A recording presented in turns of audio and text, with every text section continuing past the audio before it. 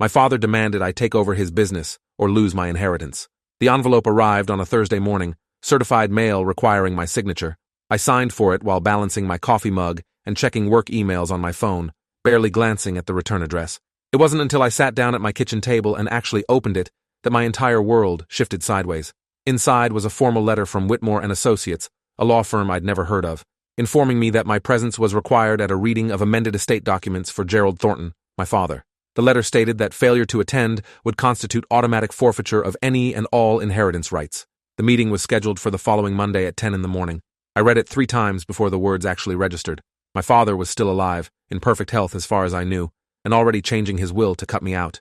I'd been working as a software engineer at a tech startup in Austin for the past 5 years, building a career I actually cared about. I designed back-end systems for healthcare applications, work that felt meaningful and challenging. I made decent money, enough to cover my rent in a nice apartment downtown, enough to save a little each month, enough to feel independent. My father ran Thornton Manufacturing, a mid-sized industrial equipment company based in Pittsburgh that his father started in the early 1950s. The business manufactured precision parts for construction machinery and employed about 300 people. My father took over when my grandfather died and spent 30 years expanding it into something profitable and stable. He always assumed I'd follow the same path, take over when he retired, continue the family legacy. I'd been telling him since college that I wasn't interested. He'd been pretending not to hear me for just as long. Growing up, my father brought me to the factory every summer starting when I was 12 years old.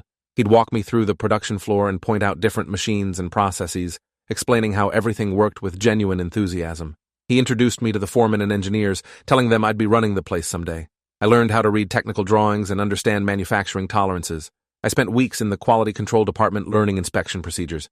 My father thought he was training his successor. I thought I was just spending time with my dad. By the time I reached high school, the expectation had become absolute in his mind. I would study business or engineering, join the company after graduation, work my way up through different departments, and eventually take his place. The fact that I might want something different never seemed to occur to him as a genuine possibility. I majored in computer science at Carnegie Mellon, which my father tolerated because he thought it would be useful for modernizing the company's systems. When I graduated and told him I'd accepted a job in Texas instead of joining Thornton Manufacturing, he looked at me like I'd announced I was joining a cult. He spent an hour explaining why I was making a terrible mistake, throwing away a guaranteed future for some startup that would probably fail within 2 years. I moved to Austin anyway. Our relationship became strained but not broken. We talked on the phone every few weeks, had awkward dinners when I visited Pittsburgh for holidays, maintained a careful peace by avoiding the subject of my career choices. My mother had died from cancer when I was 19, so it was just the two of us navigating this tension. Neither of us wanted to lose the other completely, so we found a way to coexist despite the disappointment hanging between us. The letter in my hand suggested that peaceful coexistence was over. I called my father immediately, but his assistant told me he was in meetings all day and couldn't be disturbed. I left 3 messages that went unreturned. I tried his cell phone and got voicemail. The silence felt deliberate and cruel, a power move designed to keep me anxious and off balance until the scheduled meeting. I spent the weekend trying to focus on anything else, but my mind kept circling back to that letter. What exactly did amended estate documents mean? Had he already cut me out? Or was Monday's meeting supposed to be some kind of ultimatum? Why hire lawyers instead of just calling me directly? The questions multiplied every time I tried to sleep, keeping me awake and staring at my ceiling fan spinning slowly in the darkness. Monday morning arrived cold and wet. I'd booked a last-minute flight to Pittsburgh on Sunday evening, landing around 9 at night and checking into a hotel near the airport. I rented a car and drove through familiar streets that felt strange after 5 years away. The law offices of Whitmore and Associates occupied the top floor of a glass building in downtown Pittsburgh. I arrived 15 minutes early and sat in the waiting room trying to calm my racing thoughts. The receptionist offered coffee that I accepted but couldn't drink. My hands felt cold and slightly numb. At exactly 10 o'clock, a paralegal led me down a carpeted hallway to a conference room with a long table and too many chairs. My father sat at the far end with 2 men in expensive suits. He didn't stand when I entered. He didn't smile. He just gestured to a chair across from him and said we should get started now that everyone had arrived.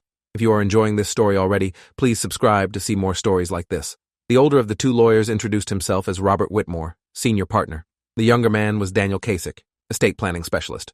Whitmore had a thick folder in front of him and the practiced calm of someone who delivered bad news professionally.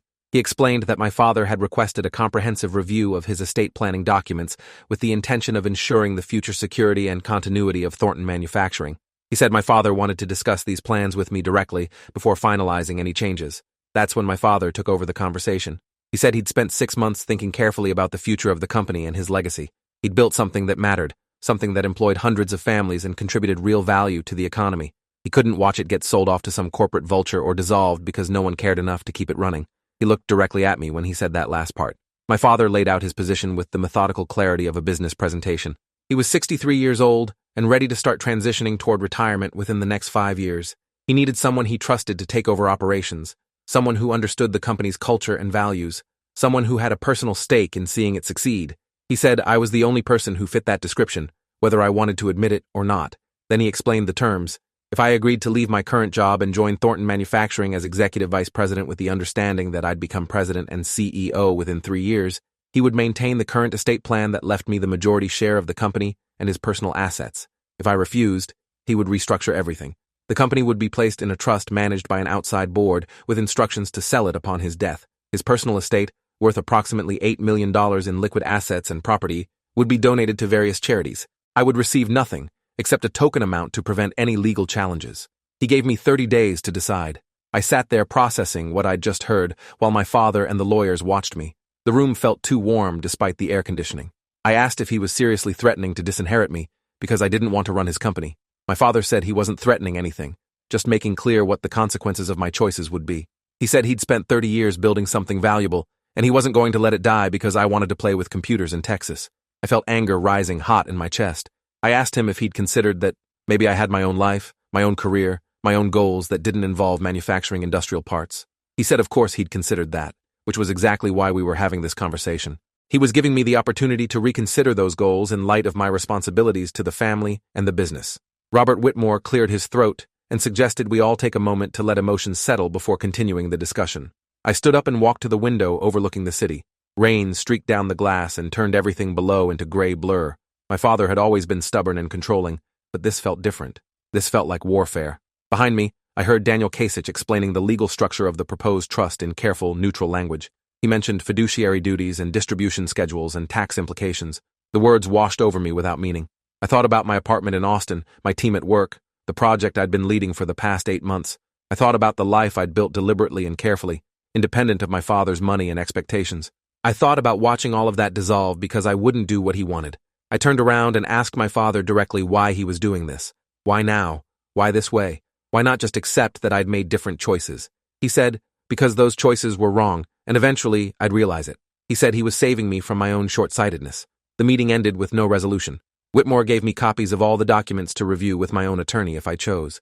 He reminded me that the 30-day deadline was firm and started from today. My father stood and said he hoped I'd make the right decision, but would respect whatever I chose. The civility in his voice felt worse than anger would have. I left the conference room and rode the elevator down in silence. By the time I reached my rental car, my hands were shaking too badly to put the key in the ignition. I sat there in the parking garage for 20 minutes trying to breathe normally. This couldn't be real. This couldn't be happening. But it was, and I had no idea what to do about it. I drove to my father's house, the same house I grew up in, a large colonial in an affluent suburb.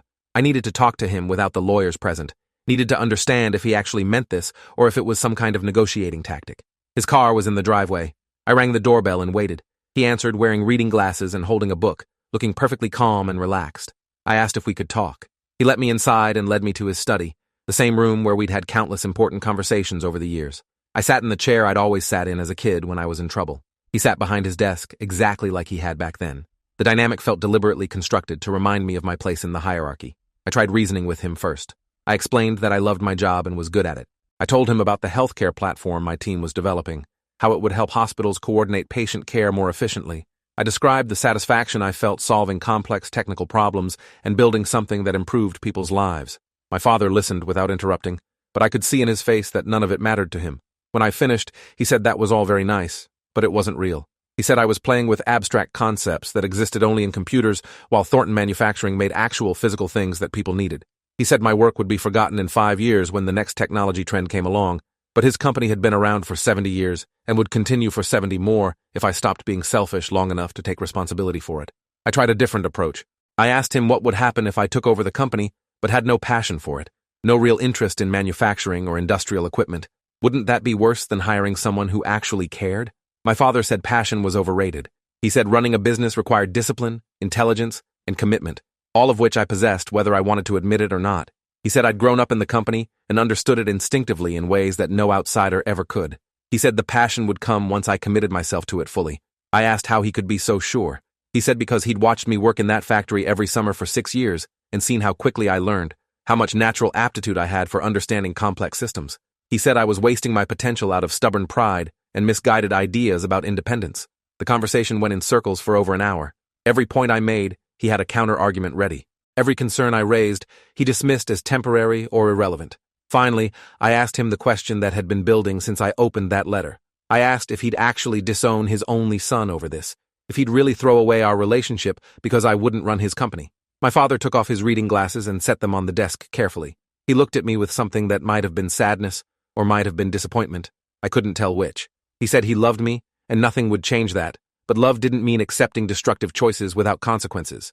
He said if I refused to take over Thornton Manufacturing, I was choosing to end a legacy that went back 3 generations.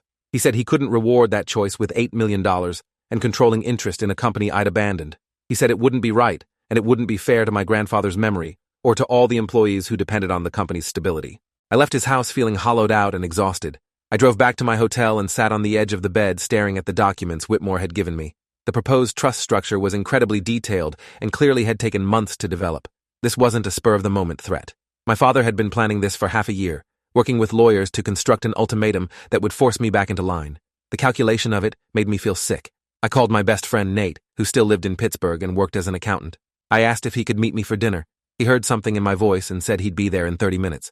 We met at a restaurant downtown and I told him everything. Nate listened carefully, asked clarifying questions, and finally said my father was out of his mind if he thought this kind of emotional blackmail would actually work. I said I wasn't so sure it wouldn't work. The next morning, I flew back to Austin and tried to return to normal life, but nothing felt normal anymore. I sat through meetings at work without really hearing what anyone said. I reviewed code without seeing it. My manager noticed and asked if everything was okay. I said I had some family stuff going on, but it would be fine. That was Wednesday. By Friday, I knew I needed professional help understanding my legal position and my options. I found an estate attorney in Austin named Gretchen Blackwell, who had excellent reviews and specialized in inheritance disputes. Her office was in a modern building near the Capitol. She met me on Monday afternoon, and I walked her through everything that had happened. She took detailed notes and asked pointed questions about my father's mental state, his business relationships, and the exact wording of the ultimatum. When I finished, she sat back and thought for a minute before speaking. Gretchen explained that what my father was doing was entirely legal. Parents have no obligation to leave anything to their adult children, and estate planning is fundamentally about distributing assets according to the owner's wishes. Courts generally upheld these wishes unless there was evidence of diminished capacity or undue influence from third parties. Neither of those factors seemed to apply in my case.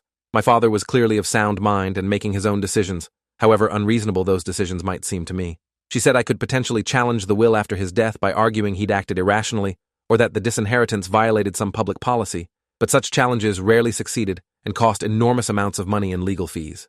My best option was to either accept his terms or walk away from the inheritance entirely and make peace with that choice.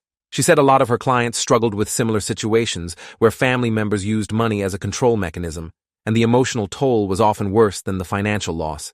I asked Gretchen what she'd do in my position. She said that was the wrong question, because this wasn't about logic or strategy, it was about values and identity. She asked me what I wanted my life to look like in 10 years. Did I want to be running a manufacturing company in Pittsburgh because my father had forced me into it? Or did I want to be doing work I chose for myself, even if it meant giving up a substantial inheritance? She said money was important, but it couldn't buy back years of your life spent doing something you hated. She also said that giving in to this kind of manipulation might not end the problem. It would just teach my father that threats worked and encourage him to use them again whenever I didn't do what he wanted. She suggested I think very carefully about what precedent I'd be setting if I agreed to his terms. I left her office with more clarity, but no comfort. The choice was exactly as stark as it appeared, and I had to make it soon. That evening, I called my Aunt Lydia, my father's younger sister who lived in Philadelphia. Lydia and my father had never been particularly close, but she knew him better than anyone else alive. I explained what was happening and asked if she had any insight into why he'd take such an extreme approach. Lydia listened and then sighed deeply. She said my father had always been obsessed with legacy and continuity ever since they were kids. Their father, my grandfather, had built Thornton Manufacturing from nothing and spent his entire life working to make it successful. When he died, my father took on that business like it was a sacred trust that had to be preserved and passed down. Lydia said our grandfather's death had hit my father harder than anyone realized, and he'd spent the last 20 years trying to live up to this idealized version of what his father would have wanted. Now he was facing his own mortality and couldn't accept that the company might end with him. The idea of the business being sold or dissolved felt like betraying his father's legacy and his own life's work simultaneously. Lydia said she understood where my father was coming from emotionally, but she thought he was making a terrible mistake. She said trying to force me into a role I didn't want would damage our relationship permanently and probably wouldn't even achieve his goal of saving the company. If I took over reluctantly, I'd likely run it into the ground out of incompetence or apathy. She said the whole thing was tragic because my father couldn't see past his own fear and fixation long enough to appreciate the son he actually had instead of mourning the son he'd imagined. I asked her if she'd be willing to talk to him, try to make him see reason. She said she could try but doubted it would help. My father didn't take advice well, especially from her. Still, she promised to call him that week and at least make the attempt. I thanked her, and we hung up.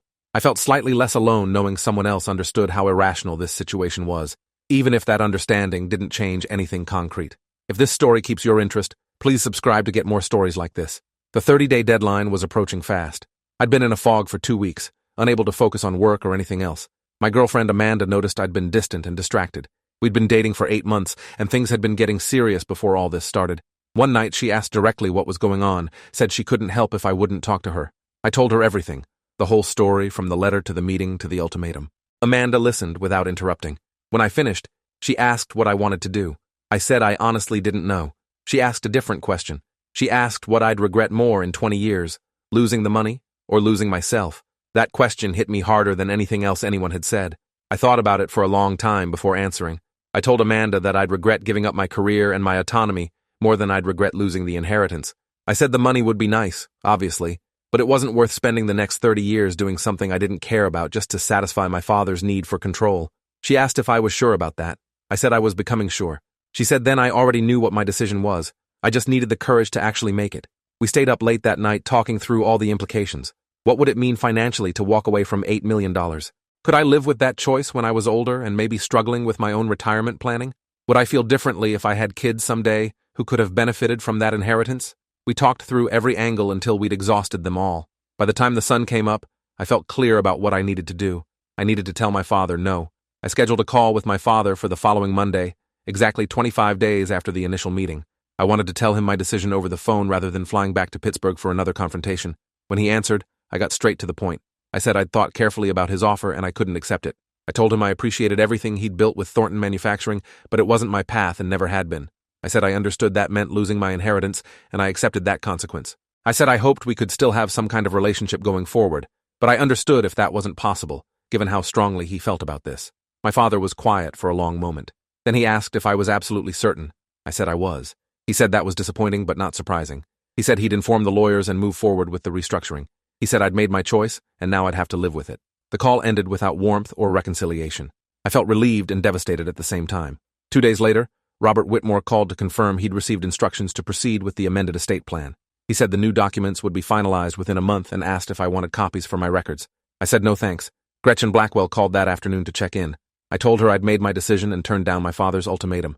She said that took real courage, and she respected it. She also said I should prepare myself for the possibility that my father might reach out again once he'd had time to process what losing his son actually felt like. People often used money as a weapon and then were surprised when the other person was willing to take the hit and walk away. Sometimes that shock led to reconsideration and apology. Sometimes it just led to more bitterness. She said there was no way to predict which direction my father would go, so I should focus on building the life I wanted regardless of what he did next. The following weeks were strange and difficult. I threw myself into work with renewed intensity, partly because I needed the distraction and partly because I wanted to prove to myself that I'd made the right choice. The project my team had been developing launched successfully and got positive feedback from the client hospitals. My manager pulled me aside and said I'd done exceptional work under difficult circumstances. She didn't know the specifics of what I'd been dealing with, but she'd noticed the stress and appreciated that I'd pushed through it. That validation felt important, concrete proof that my career mattered and produced real value. I needed that reminder, because part of me kept questioning whether I'd just thrown away $8 million out of stubbornness and pride. The rational part of my brain knew I'd made the right choice, but the anxious part kept running scenarios where I ended up broke and alone because I'd been too proud to compromise. Amanda and I had long conversations about the future during this period. We talked about what our lives might look like without the financial cushion my inheritance would have provided. We talked about whether that changed our plans or our trajectory as a couple. She said it didn't change anything for her. She'd fallen in love with me, not my potential inheritance. She said if we built a life together, it would be because we both worked for it and created it ourselves, not because my father's money funded it. That perspective helped ground me when the doubt crept in. I started to see the freedom in not being tied to my father's expectations and conditions. The inheritance would have come with strings, whether explicit or implicit. Every major decision would have been filtered through what my father thought or wanted or expected. Walking away meant those strings were cut permanently. I could build whatever life I wanted without having to justify or explain it to anyone except myself and the people I chose to share it with. 3 months after I told my father no, something unexpected happened. I got a call from the operations manager at Thornton Manufacturing, a man named Douglas Reeves, who'd worked for my father for over 20 years. Douglas said he was calling without my father's knowledge because he felt I should know what was happening at the company. He said my father had been acting erratically since our falling out, making impulsive decisions about operations and alienating key personnel. 2 senior engineers had quit in the past month, citing impossible working conditions and my father's increasingly volatile temperament. Douglas said morale was terrible, and several major clients were concerned about the company's stability. He said he understood I'd chosen not to join the business, but he thought I should be aware that my father's reaction to that choice was affecting hundreds of people who depended on Thornton Manufacturing for their livelihoods. The call made me feel sick and guilty, even though logically, I knew I wasn't responsible for my father's behavior. I called Aunt Lydia and told her what Douglas had said. She'd heard similar things from other family friends who had connections to the company. She said she'd tried talking to my father several times over the past few months, but he shut down any conversation about me or the business succession. He'd become withdrawn and bitter, focused entirely on work, but performing that work badly. Lydia said she was genuinely worried about him, not just because of the business problems, but because he seemed to be spiraling emotionally. She asked if I'd consider reaching out, trying to open some kind of dialogue. I said I didn't know what good that would do. He'd made his position clear, and so had I. She said maybe, but grief and stubbornness could make people do destructive things, and my father was clearly grieving the loss of his imagined future, even if he wouldn't admit it. She thought someone needed to intervene before he completely destroyed the company and himself in the process. I wrestled with that conversation for several days before making a decision. Part of me wanted to stay completely clear of the whole situation. I'd made my choice, and my father had made his, and we were both adults who had to live with the consequences. But another part of me remembered the man who'd walked me through that factory every summer, who'd taught me about precision and quality and taking pride in work well done. That man had been a good father in many ways, even if he'd also been controlling and unrealistic about my future. I didn't want to watch him destroy everything he'd built because he couldn't handle disappointment. I called Douglas Reeves back and asked if he'd be willing to meet with me privately to discuss the situation in more detail. He said yes, immediately. We arranged to meet the following week at a coffee shop in Pittsburgh, neutral territory away from the company. I flew to Pittsburgh on a Thursday and met Douglas that evening. He brought a folder full of documentation showing the company's deteriorating performance over the past 3 months. Revenue was down 12%. Employee turnover had tripled. Quality control issues had spiked. 2 major contracts were in jeopardy because of missed deadlines and specification errors. Douglas laid it all out methodically, emphasizing that none of these problems existed before my father and I had our falling out. He said my father had been a difficult boss at times, but always fair and generally competent. The version of my father running Thornton Manufacturing now was neither fair nor competent. He was paranoid and micromanaging and making decisions that contradicted years of successful practice. Douglas said the company could survive a few months of this, but not much longer. Eventually, clients would leave and skilled employees would find other jobs, and then the downward spiral would accelerate until there was nothing left to save. I asked Douglas what he expected me to do about it. He said he didn't expect anything, but he thought I should know the full picture. He said my father had framed our conflict as me abandoning the family business out of selfishness and ingratitude. Douglas wanted me to understand that the real damage wasn't coming from my choice to pursue a different career. It was coming from my father's inability to accept that choice and move on productively. He said the company needed leadership stability, and that could come from several sources. My father could get himself together and start acting like the leader he used to be. He could bring in professional management and step back into a chairman role. He could sell the company to someone who would preserve its operations and workforce. What he couldn't do was continue this current destructive pattern much longer without killing everything he'd built. Douglas said he was telling me this not to guilt me into taking over, but because he thought I might have some influence on my father that others lacked. Even if our relationship was strained, I was still his son, and maybe the only person he'd actually listen to if I was willing to try. I spent that night in my hotel room thinking about what Douglas had told me. The next morning, I drove to my father's house unannounced. His car was in the driveway even though it was a Friday, and he should have been at work. I rang the doorbell and waited. He answered, looking tired and older than I remembered. He seemed surprised to see me, but not particularly pleased. I asked if we could talk. He hesitated, then stepped aside to let me in. We sat in the living room instead of his study this time. I told him I'd heard about the problems at Thornton Manufacturing. His face hardened immediately. He asked who'd been talking to me. I said that wasn't important. What mattered was that the company was struggling and people were worried. He said the company was fine and I should mind my own business since I'd made clear it wasn't my concern. I said I didn't want to run Thornton Manufacturing, but I also didn't want to watch it collapse because we couldn't have a civil conversation. My father stood up and walked to the window. He stood there with his back to me for a long minute. When he spoke, his voice sounded strained and older. He said he'd spent 3 months trying to accept that I didn't want the business, trying to figure out what he was supposed to do with a legacy that had no one to receive it. He said every time he walked through that factory, he saw his father's ghost, looking disappointed. He said he'd failed at the one thing that mattered most to my grandfather, ensuring the family business continued across generations. I said that wasn't failure, that was just reality. Not every business lasted forever. Not every family legacy worked out the way previous generations planned. That didn't mean his work was meaningless, or that he'd let anyone down. He'd built something successful and employed people, and contributed value for decades. That was enough. It had to be enough. My father turned around and looked at me with something raw in his expression. He asked if I had any idea how hard it was to let go of something he'd spent his entire adult life building. I said I could imagine, but I also knew that holding on so tightly he destroyed it wasn't the answer either. I said he had options that didn't involve me taking over and didn't involve running the company into the ground. He could hire professional management. He could mentor someone internally to eventually take his place. He could even sell to a buyer who would commit to preserving the workforce and operations. What he couldn't do was keep acting like his only choices were me or catastrophe. My father sat down heavily. He said he'd thought about those options, but they all felt like giving up. I said maybe they were just different versions of success, accepting that the story didn't end the way he'd imagined, but still ended well for the people and work involved. We talked for over 2 hours that afternoon. It wasn't comfortable, and it didn't fix everything, but it was honest in a way our conversations hadn't been in years. My father admitted he'd been struggling emotionally since our falling out. He said he'd tied so much of his identity to the idea of passing the business to me that losing that future vision had felt like losing purpose entirely.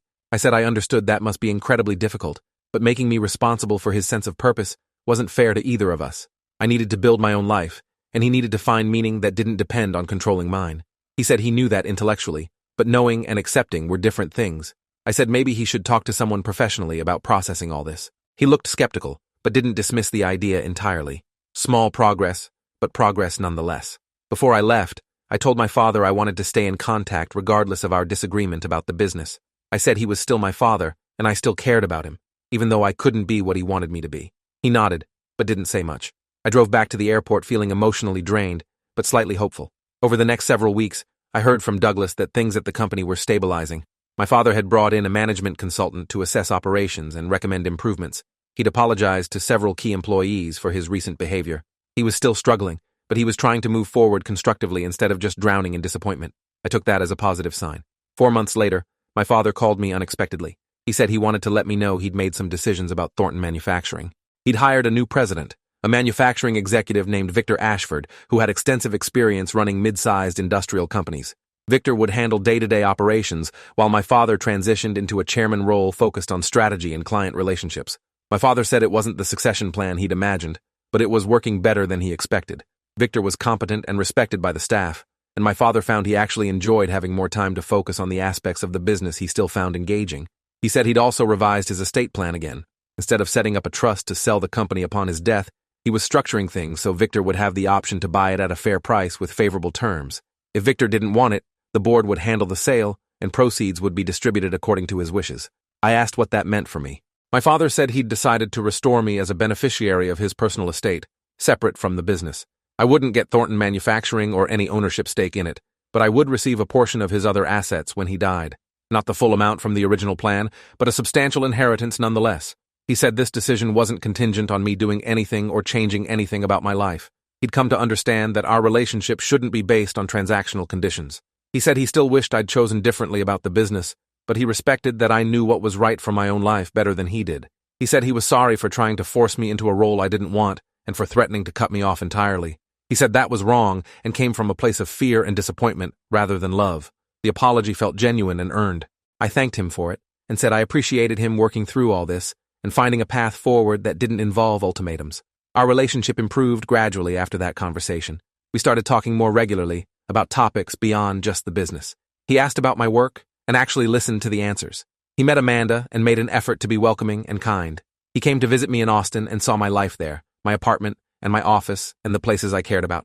I think seeing my life firsthand helped him understand that I hadn't rejected his values entirely. I just applied them differently.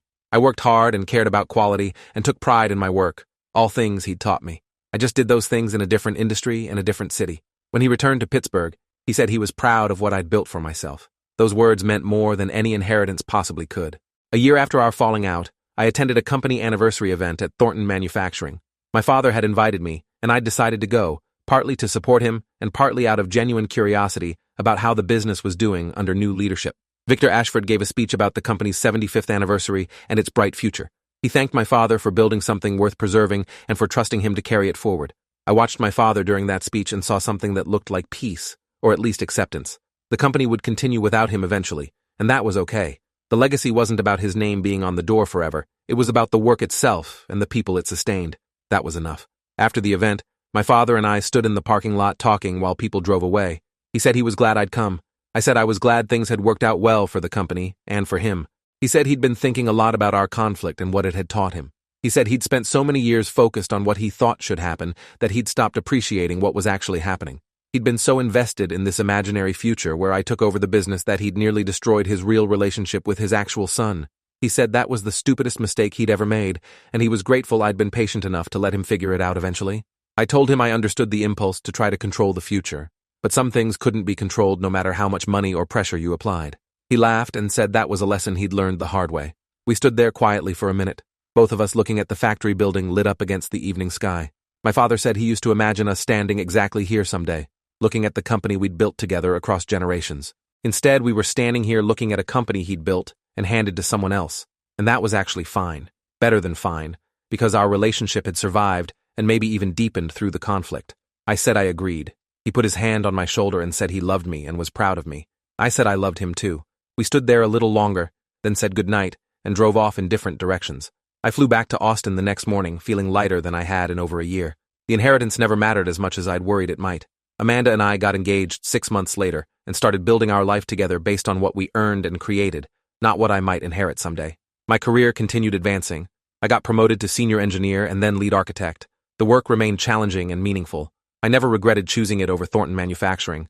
My father and I maintained a good relationship for the rest of his life. He died 8 years later from a sudden heart attack, quick and without warning. I flew to Pittsburgh for the funeral and gave a eulogy about a complicated man who loved deeply, even when he didn't know how to show it well. Victor Ashford spoke about what my father had built and the legacy he'd left in the company that still bore his name.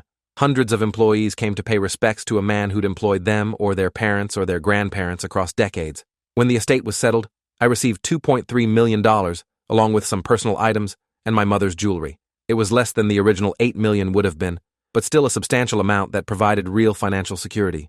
Amanda and I used part of it to buy a house and put the rest into investments for our future children's education. The money was nice and helpful, but it wasn't life-changing in the way that $8 million might have been.